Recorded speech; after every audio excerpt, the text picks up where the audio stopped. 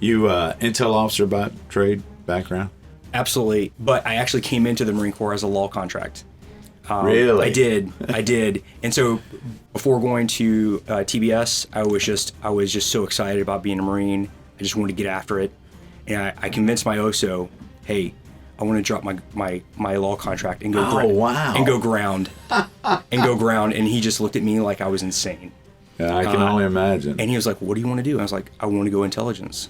I want to be an intelligence officer. Wow. That's what I want to do. Because my platoon commander in OCS was actually an 0204 human intelligence, counterintelligence officer, and I was just so impressed by him. He actually commissioned me. I was like, hey, this is what I want to do. I've got to do this.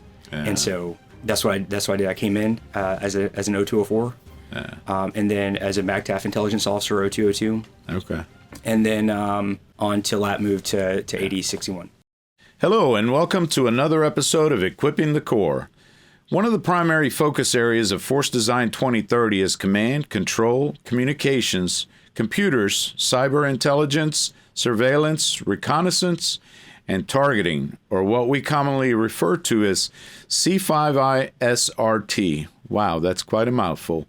In the Commandant's Force Design Annual Update released in April, he stated that we now have an enhanced understanding of the need to succeed and not just compete in C5ISRT. Marine Corps Systems Command's Command Element Systems portfolio provides and sustains many of these capabilities for the Fleet Marine Force. Marines need timely, actionable intelligence to develop plans for fires and maneuvers. Program Manager Intelligence Systems acquires the necessary capabilities to collect, process, exploit, and disseminate intelligence information. Today, I'm pleased to have the Program Manager for Intelligence Systems, Lieutenant Colonel David Bain, on the podcast to discuss how the portfolio is developing and fielding critical capabilities for our Marines. Thanks for joining us. Thanks for making time to be here. Before we get started, can you tell us a little bit about yourself and how you ended up coming to this acquisition thing? Yeah, first off, Manny, thanks so much for having me today. I really appreciate you making the time to have me. I really personally think any day I get to come in and talk about intelligence systems at Marine Corps Systems Command is a fantastic day. It's just a great day. I love talking about our capabilities. And also, too, just for the listeners, it's not just intelligence, it's also information capability as well, particularly in the electromagnetic spectrum. So a little bit about myself. I am Lieutenant Colonel in the Marine Corps, and I've been in the Marine Corps about 15 years. So I actually came in as a law contract, went ground when I got to TBS, because I absolutely wanted to be an intelligence officer. Now, man, if you were to ask me, did you know what that meant? I would have said, then I probably would have said, absolutely, I know what that is. Now I would say, no, but it has been a fantastic ride for the last 15 years. So I got to tell you, I mean, it's interesting. So you came in as an intelligence officer. Did you ever envision yourself now being the guy responsible for the capabilities that, outfit your community? No, I don't know that. I don't know that, at least initially coming in, that I saw myself doing that. And speaking of that, I don't even know that I saw myself doing that right now. Right. At this point in time, when I lat moved into the MOS, the 8061 ground acquisition MOS, in 2018, 17-18. When I got here, one of my biggest mentors, Colonel Dave Burton, was the program manager, and honestly, I've been kind of following Colonel Burton kind of around through commands, and he was either at McKiss when I was at MACTAF intelligence officer course, or he was at TUMEF when I was deploying to Mosul during my first deployment as the G2. So when I think about the people that came before me, I don't know that I saw myself in those shoes, but it's absolutely where I wanted to be. So you came to Marine Corps Systems Command as a subject matter expert in your field and then ended up sticking around. I would say subject matter expert in the sense of being a MACTAF intelligence officer. Okay, gotcha. So in accordance with the Van Riper plan, Marine Corps intelligence officers come in, they pick a certain, there's a certain intelligence discipline they're assigned to. Right. So signals intelligence, Right. air intelligence. And then you move on to become more of a generalist. And I've been so lucky in my career. I've been at 2nd Intelligence Battalion at CI Human Company as a company commander. I've been at Radio Battalion, 1st Radio Battalion, as a company commander there. I've worked at MEF, multiple MEF G2s. And so from the sense of having a wide swath of MACTAF intelligence, yes, I was able to come here, after gaining that experience. That's fantastic. I mean, it's a wealth of knowledge and experience to bring to the table. So with that said, can you tell us a little bit about your portfolio and the things that you do here? At program, and I also want to, I apologize, but I also want to, if you can focus on some of the things that impact the future of the Marine Corps 2030. So as we talk about those, I want to... And that's a great point, Manny, because a lot of times when I think about PM intelligence systems, I think about them in the context of Force Design 2030. Okay. I think about them in the context of, I think about our capability in the context of how the Commandant's articulating the stand-in force concept. So at a base level, what we do at Program Manager Intelligence Systems is we develop and sustain intelligence and information capabilities that help MACTAF commanders sense, make sense, and decide in whatever operating environment they find themselves at. Right. They find themselves in. And that's it at a base level. Now, kind of unpacking that a little bit, we provide capabilities across the intelligence spectrum. And I got excited earlier in your intro when you actually kind of talked about the intelligence cycle a little bit, because that's how I kind of think about my portfolio. Is I think about those intelligence capabilities within that intelligence cycle. Oh, okay. I do. Okay. I do. Yeah. On the collection side, we have premier intelligence collection capabilities from like signals intelligence, identity intelligence, human intelligence, and terrestrial collections. We also have capabilities that allow geospatial and imagery analysts to pull down feeds from imagery from national theater level assets that provide imagery that we can overlay all source intelligence analysis on to provide that MACTAF commander, both at the small unit level and at the much larger MEF level, situational awareness on real-time adversary movement. And so when we talk about the adversary too, right, that's the whole point of the intelligence cycle, is to provide situational awareness, indications and warnings on what the adversary is going to do. And I think if you listen to the Commandant talk about our capabilities and where we want to go writ large in the Marine Corps, he's going to talk about the pacing threat. Right. He's going to talk about the pacing threat. So when I think about information capabilities, electronic warfare, when I think about intelligence capabilities, signals intelligence, human intelligence, I think in kind of two ways. Number one, hey, what does that Marine need? Because at Marine Corps Systems Command, Manny, we equip the individual Marine. Right. And that's why I tell my team, right, we equip the individual intelligence Marine. We equip the individual incidental EW operator, that corporal, that lance corporal, that sergeant, whose one job is to use that capability in order to conduct to meet the unit's mission. So when I think about equipping that individual Marine, and also we look at, hey, that adversary. What is the adversary? Right now, the pacing threat that we're looking at helps to drive a lot of our decision making when we look at requirements and also the performance specifications that we need to meet in order to keep pace with the threat, as well as where Marines are going to be in the future. I want to take you back real quick, because you mentioned you equip the individual Marine. And so, for years, the Marine Corps has often talked about the strategic corporal, the individual out there. So I think it's very important that you kind of hone in. And I look, everybody's special. All our communities are special. All our, everything we put together as a MACTAF is critical to getting the mission done.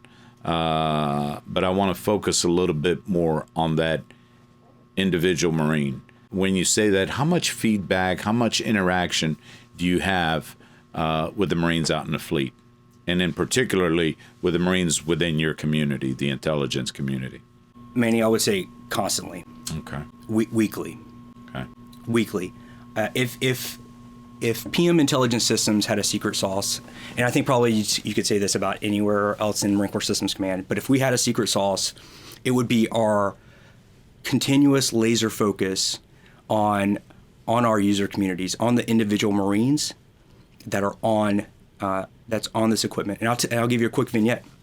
It goes even down to the technical instructions that we send out, right? And so for the listeners, technical instructions help Marines. Most of the time, that corporal or lance corporal who's been given this document, and they've got to put this thing or that thing on a system, right?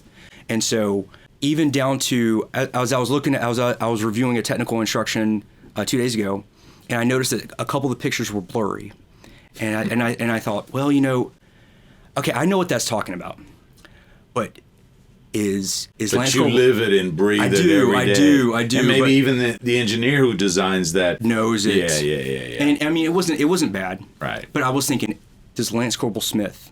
Right. Is he? Right. This is going to be his one job. Right. This is how he's going to get his pros cons, right?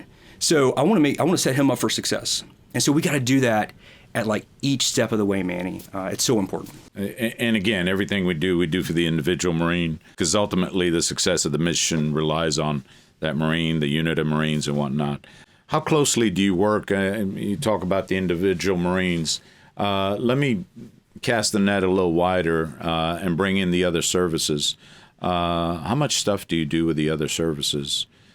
Working with the other services is critical in PM Intelligence Systems, not just from an economic standpoint, from an economy of scale standpoint, because as well as I do, Manny, we have to make every dollar count. Right. We do. Right. A lot of times that happens when we partner with our sister services to bring capabilities to the Marine Corps. We're able to get those economies of scale, and we're able to make that dollar stretch.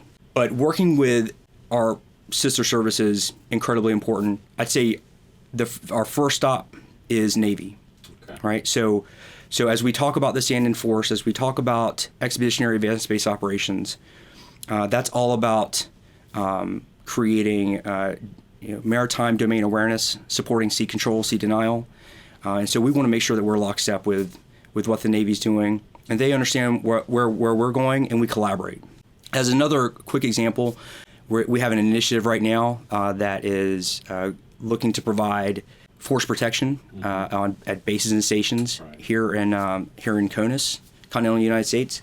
And so just tomorrow, we are meeting with Air Force, Navy, Army, and as well as our Naval Surface Warfare Centers, as well as some of our other mission partners, to create wide essay and situational awareness on that issue, to find out, hey, where can we collaborate? Right. Because they want to as well. They want to know where we're going, and we want to know where they're going. Ultimately, the success of anything we do is in a joint domain. Well, so we're all going to operate individually, but at some point we got to come together. That's it. And so when we talk about maritime, working in the maritime domain operations, it is all about the joint force. If you think about the stand-in force concept, and this is what gets me so excited about C5 ISRT. It does because so you can say that rolls right off your tongue. That doesn't come off my C5 ISRT, right? So if you look at the core of the stand-in force concept, the Marine Corps is going to be the eyes and ears of the joint force in that through competition into conflict, and so we have to. So when we think about going from through that continuum, we think about the capabilities, and honestly, man, those capabilities are one part of that. It's a part of it, but it is a part of providing the Marine Corps, number one, the situational awareness, targeting, intelligence, battle damage assessment capabilities they need. But it also it feeds into a much larger picture, and it's all about the joint force. It's all about enabling the joint force to close kill chains, and to lead to success, so that we can successfully come out of conflict and meet the goals and aims of our nation. You started talking about different capabilities and whatnot. Let me just ask you, and then what I want to do is I want to talk about specific capabilities that maybe you're working on a little bit. But I want to ask you, real simple, what's an average week look like for you? Who are you talking to? Who are you reaching out to? What's Lieutenant Colonel David Bain doing on any given week? And how many folks does he have to reach out and touch to bring all this together? Well, this is another reason why I love this business, Manny.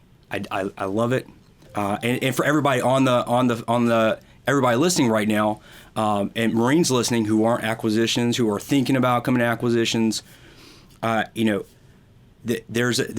a lot of reasons to come here and work and understand this business. And so I won't give you a week. How about I give you the last 20 hours? Okay. The last 20 hours. Fair enough. So I hope there was some sleep in there somewhere, but yeah, give me 20 hours. There were a couple hours of sleep, but just in the last 20 hours, I'm in a VTC with CD&I, Combat Development Integration, McWill, 3 MEF, and 3 MIG. That's the MEF Information Group. Right. So that I'm in that SVTC for about an hour and a half. We've got Major General, Brigadier Generals, colonels from across Quantico there, to include my predecessor, Colonel Dave Burton, who I always love to have a chance to talk to. But we're sitting there and we're talking about these problem sets that Marines and 3MEF in Okinawa are getting after right now. Problem sets that they are dealing with. This isn't an academic exercise. They're doing it right now.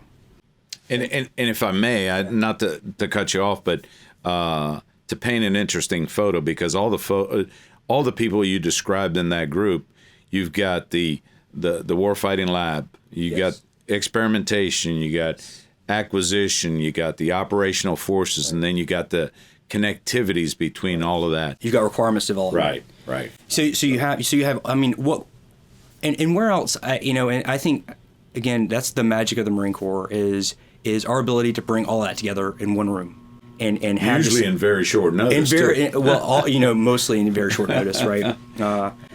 So at any rate, I got to go from that. And I actually had my counterpart at CE Intel, which is over at CD&I. I got a chance to talk with him about, hey, these are the next steps we need to take because we learned this information from 3MEF. And then actually I go home, I get on, and hey, I've got there's a couple documents that are kind of coming through, some policies, and I've got engineers calling me, I've got my deputy calling me, and so hey, I take a few minutes. Get up to speed on what's happening there, and then of course I put the phone down and have dinner with my 1-year-old baby girl and my 3 other girls. Yeah, I mean, and of course my wife, who's a saint.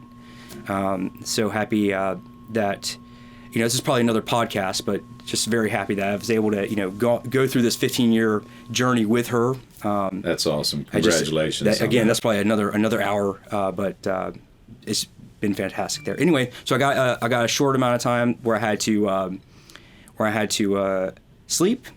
And then, with a 1-year-old, I guess you're starting to get back into the sleep cycle again. Right. Yeah, trying to. She's struggling there. Yeah. But then I get up.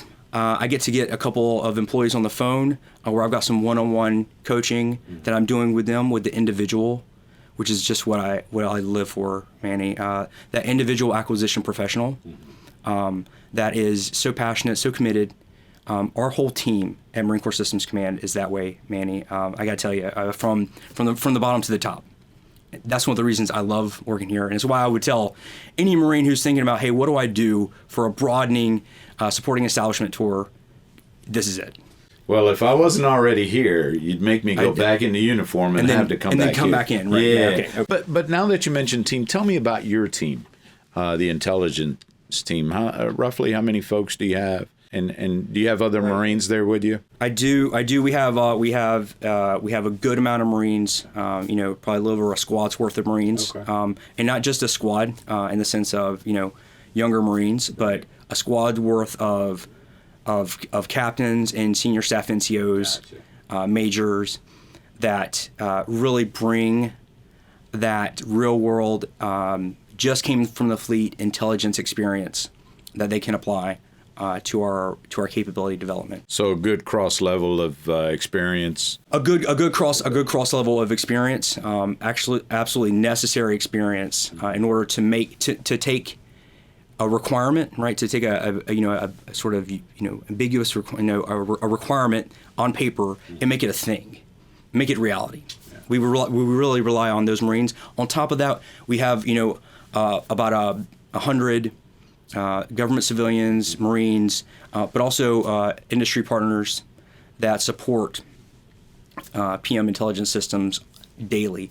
And that's just what we have on our TO. Right.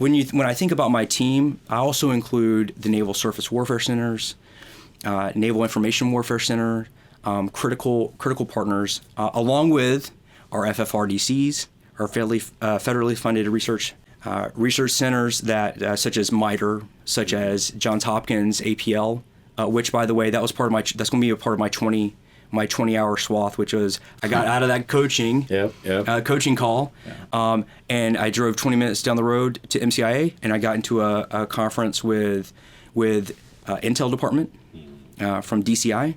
I had Johns Hopkins APL there, as well as other stakeholders from across the Intel community. So we are engaged with the Marine Corps intelligence community daily, if not weekly. But what makes that happen, Manny, if I could, is the people that work in PM intelligence systems, the level of passion and commitment, and the know-how. Really, what helps us bring those capabilities to Marines almost monthly. We're almost we're fielding something quarterly, Manny. We're so busy over there. It's exciting, and those are just opportunities to meet with and see Marines. So again, I love the passion and drive that you've talked about here, and I see that across the command. I mean, the desire to get capabilities in the hands of Marines, but in particularly in your case, it's not just get the capability in their hands. It's really fusing them into being part of what it is that you're doing here. I know COVID's challenged some of us. It's changed a little bit of how we work. Has it had a great impact on you, and how have you overcome it? So yes, it has had an impact, both in PM Intel as well as outside. I'll start with PM Intel. Number one, the government, civilians, Marines, mission partner, industry support that we have in PM Intel have been wildly successful at overcoming COVID obstacles. One of the things I think we miss is that personal connection. Yeah. I mean, Manny, this would be a completely different podcast if we were on the phone talking with each other. Right. And so this connection that we have right now is part of what makes PM Intel happen. That personal connection, and really, that's kind of the culture of the Marine Corps, right? Mm-hmm. Is I've got that Marines to the left and to the right of me. Yeah. I have their back, and you know it because you see them.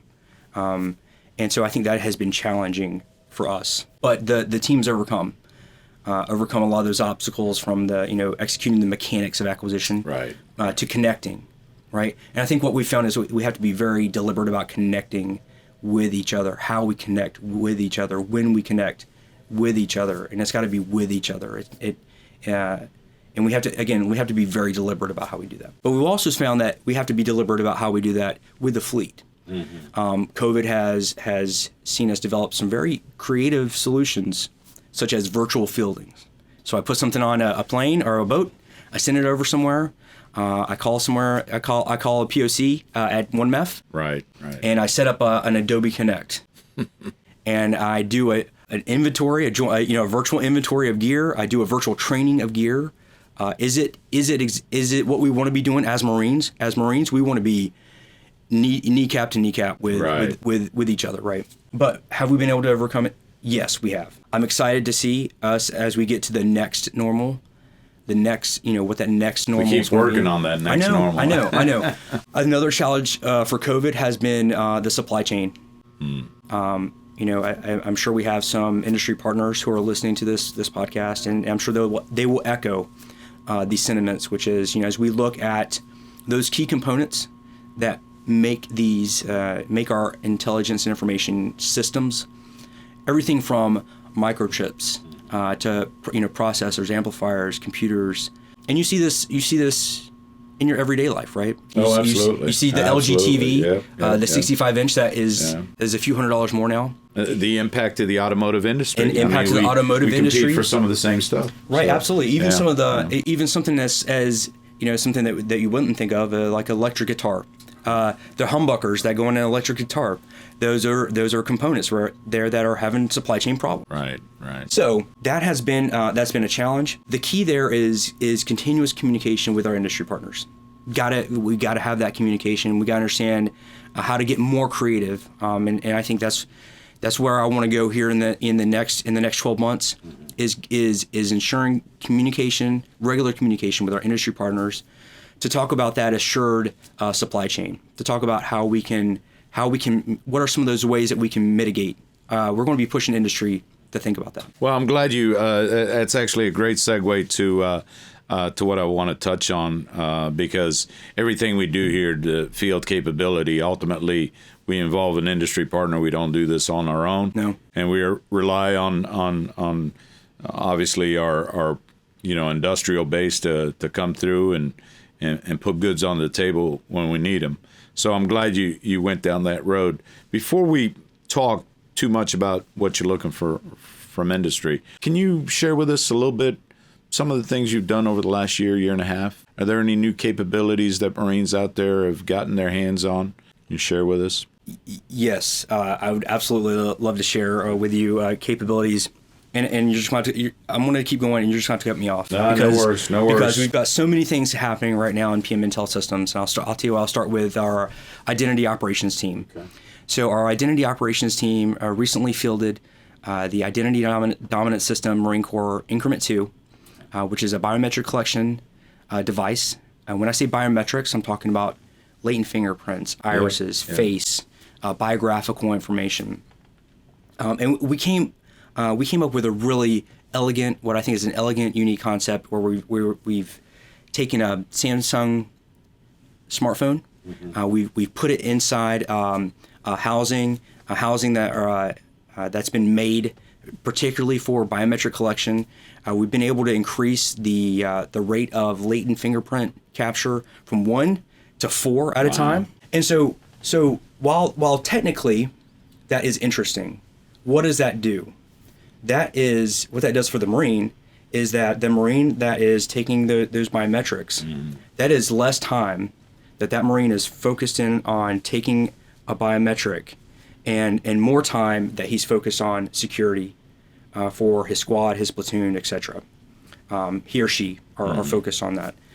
So that's what we're focused on, Manny, is that operational relevance to each of these. I'll go to the next one. Our tactical signals collection system. I had a chance to talk with the commander about this yesterday. Very excited about what we're doing there. When we're talking about that collection system, we're talking about intercept, geolocation, direction finding capability that we can provide to signals intelligence, electronic warfare teams, which will be quite important as we go into, again, that stand-in force concept, ensuring the Marine Littoral Regiment has what they need at the small unit level to support expeditionary advanced base operations. So back to the capability. What we're doing this year is we're going to be fielding receivers, and these receivers will enhance the capability of signals intelligence Marines to support the commander's battle space awareness. And really, when you think about really what's the capability this provides, and I also like to think about in terms of domains. So we've got maritime domain, ground domain.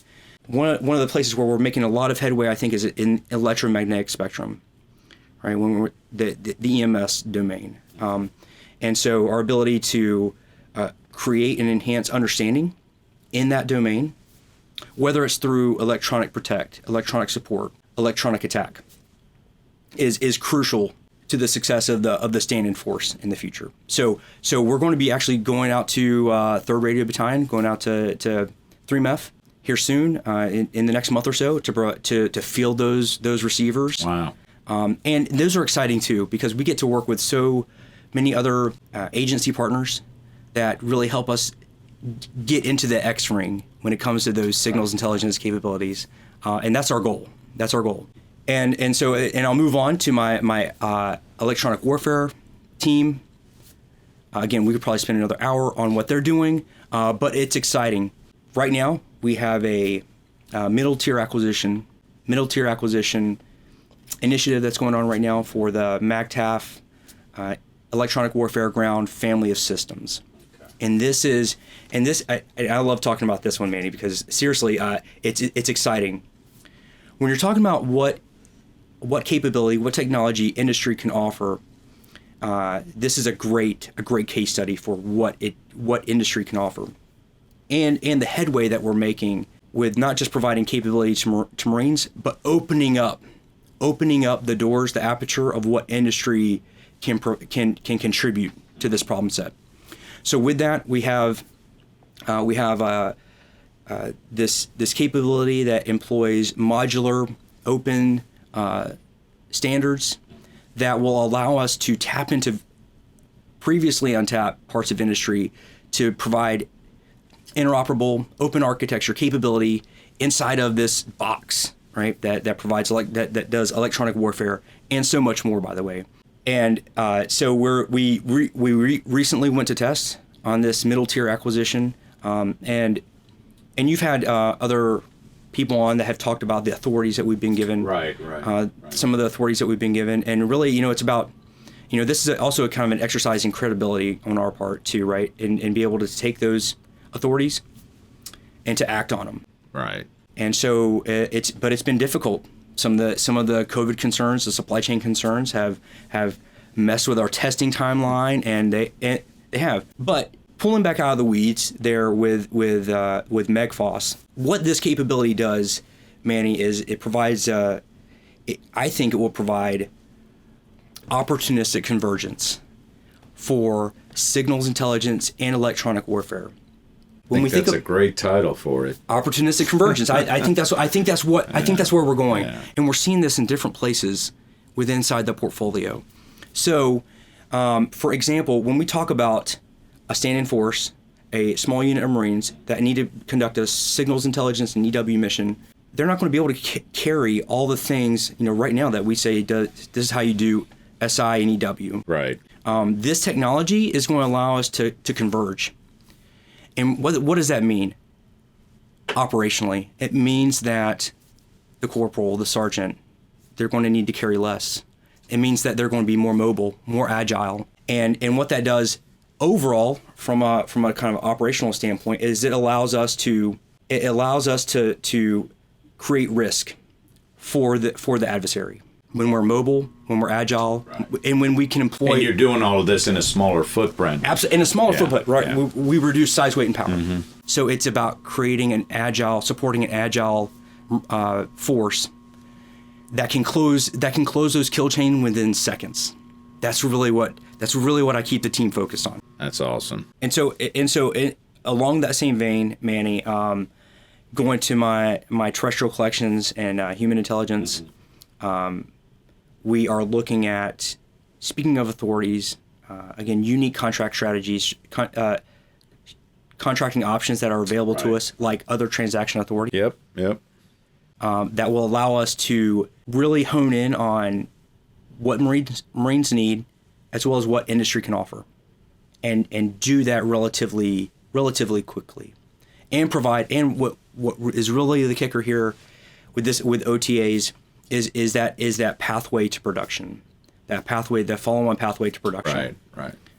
That helps us speed up the rate that we can bring capability to Marines. It's funny you mention that, because I think one of the constant complaints we hear from everybody, the Op 4, everybody, is always how long it takes.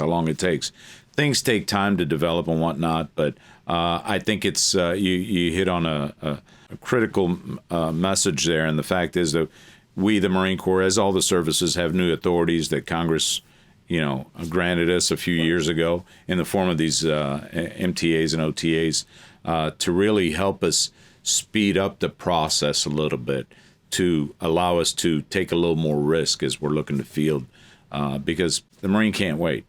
The Marine can't wait for 5 years for you to deliver a capability that he or she may need on the battlefield tomorrow. So I think I think your team's done a phenomenal job with taking some of those opportunities and being able to execute and turn them into some of the products that you've been talking about. Absolutely, and really what it is, kind of going back to that secret sauce. It is engaging with Marines, with the Fleet Marine Force, weekly, but it's also continuously engaging with our requirements developers, engaging with our advocates at DC Information, and particularly for us, the Director of Intelligence is a big advocate for us, as he provides his vision for Marine Corps intelligence capability support, helps us to kind of understand where we need to go in the future, how we need to orient our formations in the future.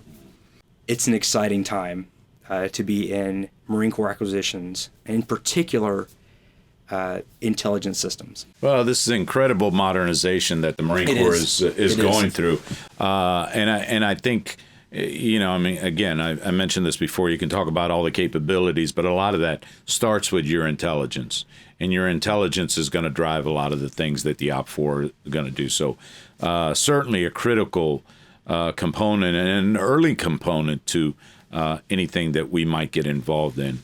You've touched on a lot of great things. You touched on some of the things that your team has been working on and fielding. What can Marines expect over the next year or so? I know you're going out to the Pacific, to 3rd Radio Battalion out there to do some fielding. What are some of the things out in the near future for you? So I think looking into the future, as we look to support multiple warfighting functions. So in our portfolio, we support intelligence, information, and actually force protection. So 3 of the 7 warfighting functions.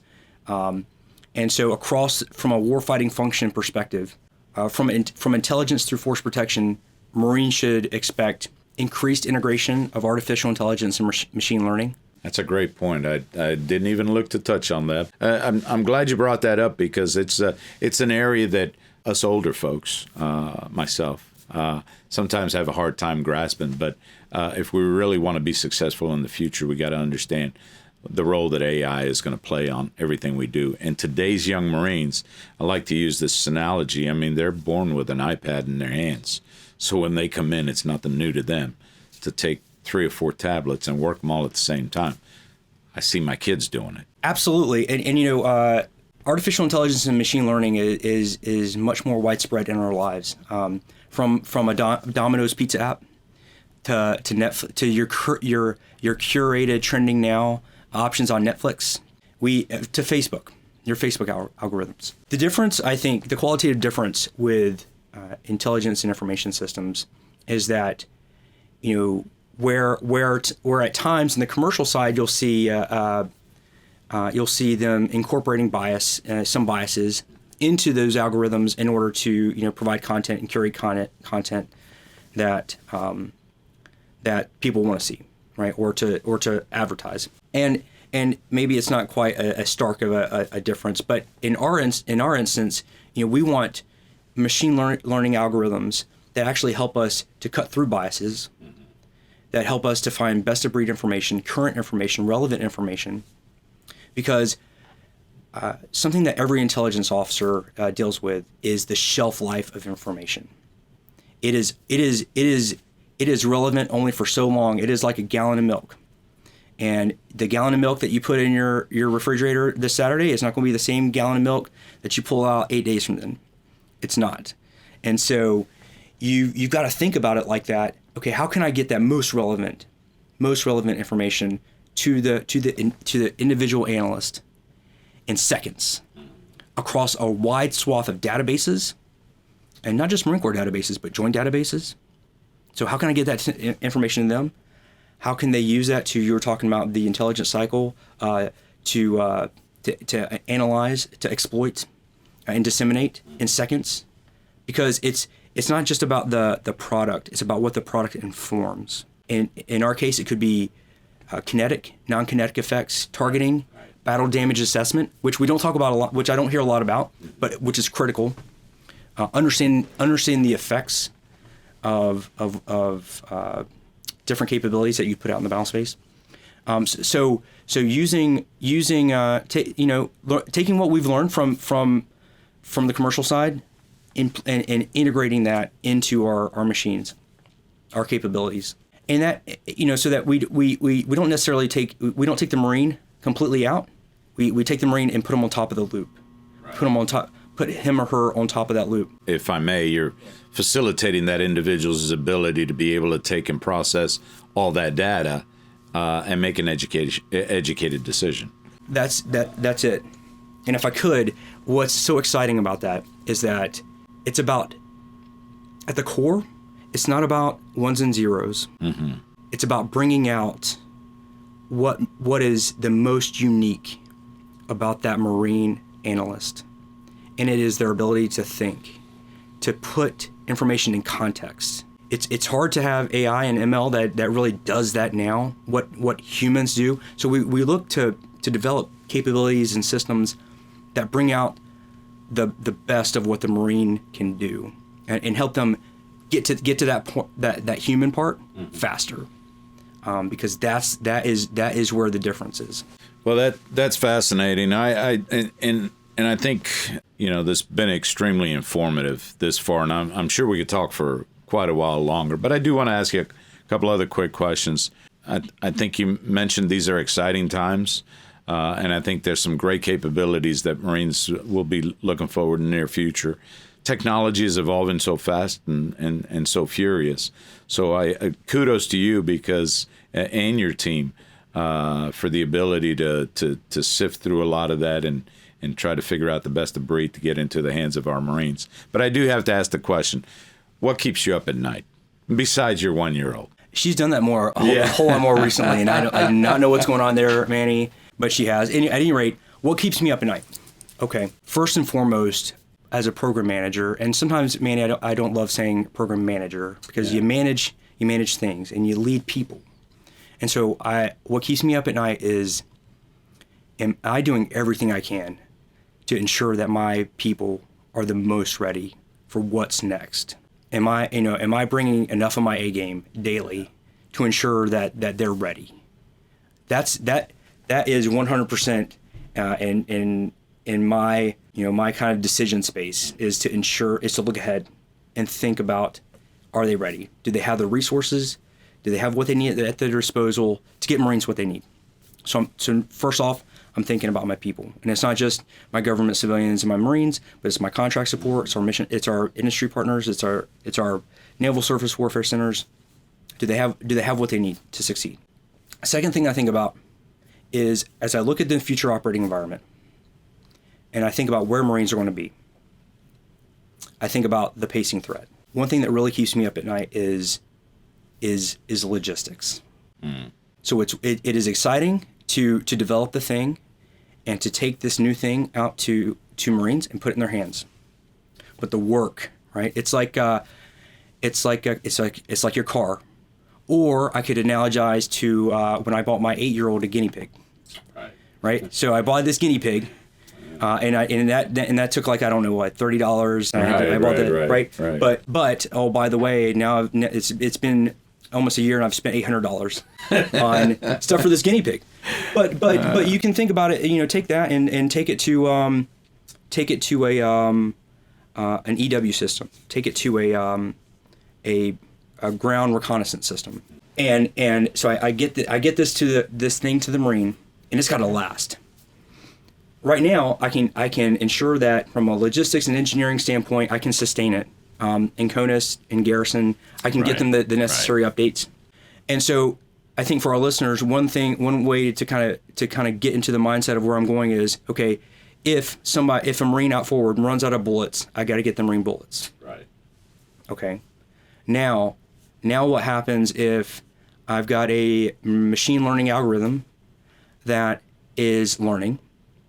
It becomes actually a different software, qualitatively a different kind of software, and I've got to ensure that cybersecurity wise, I can get a patch there to ensure continued resilience in that contested space. And when I say contested, I don't just mean enemy soldiers running across the hinterlands. Right, what I mean is attacks in the electromagnetic spectrum, cyber attacks.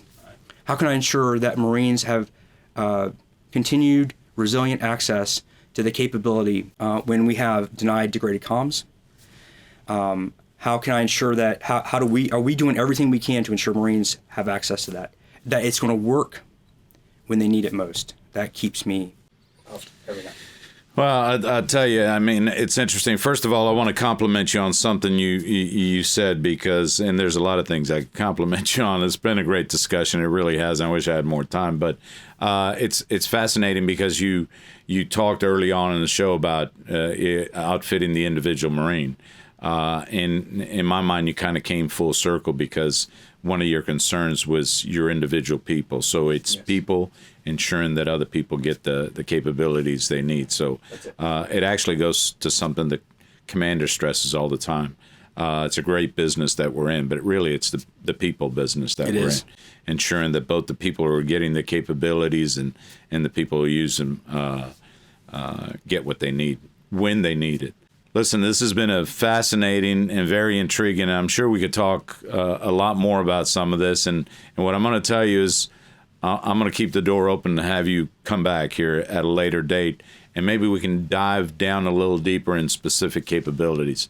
But I think you've given us a quick, broad overview of the work, not only that you've been doing, but the work that continues to lie ahead of you to ensure we have a ready and relevant force in 2030 as the Commandant's vision.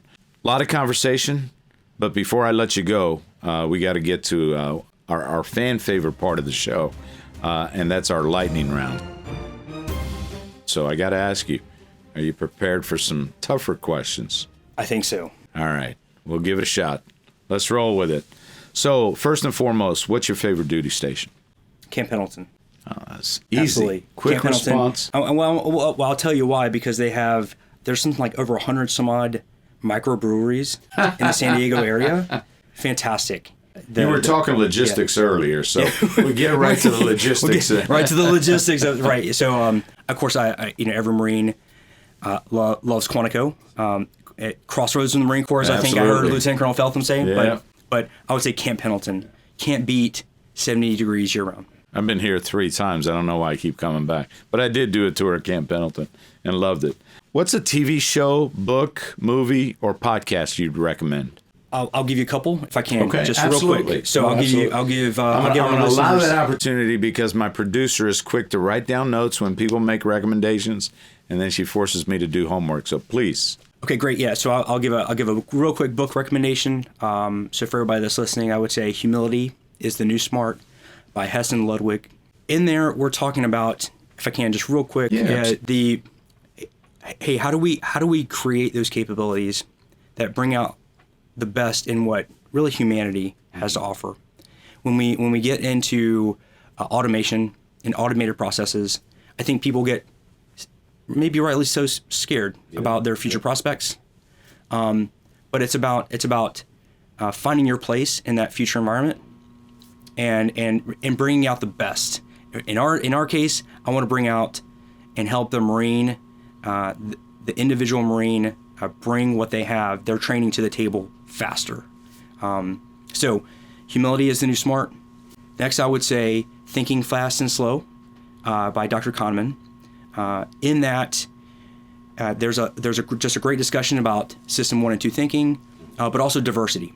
And so when I think about diversity, Manny, I think about diversity in the sense of lethality. And just real quick, No, please. It's fascinating. Diversity of thought gives us ultimately, I think, better decision making. Better decision making leads to increased lethality. And that's what the Marine Corps is all about. And then finally, I'll say World on the Rocks for a podcast. I'll give a plug for General Berger just recently was on World on the Rocks. So everybody out there, go ahead and go listen to that. I would say they're my biggest competitor, but they're way out there above me. So no, I know they're neck and neck. Great, yeah, neck and neck. they're doing great, and I know the Commandant's been on it several times. They do a great job. So thanks for that one. Got to ask you, if you weren't doing this, what would you be doing? What would David Bain be doing now? A lawyer, maybe? If I wasn't a program manager for Marine Corps Intelligence Systems, number one, I don't know that I even think about that. Okay. But if you're gonna force me to, I'm gonna put you on the spot. Put me on the spot. I would say, you know what? I would say a musician. I can't play say the guitar. So I do play the guitar. I also play the trumpet. Oh, wow. I was in a big band jazz orchestra awesome. in college, and so we played Glenn Miller, Take the A Train, big band jazz type. That's awesome. And I gotta tell you, it's exciting. So if I was better at it, then that's maybe what I'd be doing. That's what happened to me and my guitar. I have two great guitars. They're both on display. I can't tell you the last time I picked them up. So, Right. So if you could have any superpower, what would it be? So I've heard this before, right? So I can't say invisibility, can I? Well, you can. It used to be one of my favorites, but I think I'm going to change it. But no, absolutely. You can, you know. So I don't manage the superpowers. I have no power to grant superpowers. Okay. So I'm going to let you do whatever superpower you want to be. Right. So I guess if I could, it would be telekinesis. Oh, wow. Right. So I think about Dr. X, Dr. Xavier, X-Men. Yeah. Jean Grey from the X-Men. I always, when I was as a kid reading those comics, I thought, I wish I could do that. Well, listen, Lieutenant Colonel Bain, this has been fantastic. I mean, it's really enlightened for me, but it truly has been a great conversation. Enjoyed having you here, and we look forward to having you in the future. Thanks for your time. Thanks for being here with us. Thank you so much. Have a great day. Well, this concludes another episode of Equipping the Corps. I hope you've enjoyed our conversation today. If so, please take a couple minutes, leave us a review, subscribe, tell your friends about us. Till next time, Manny Pacheco signing off.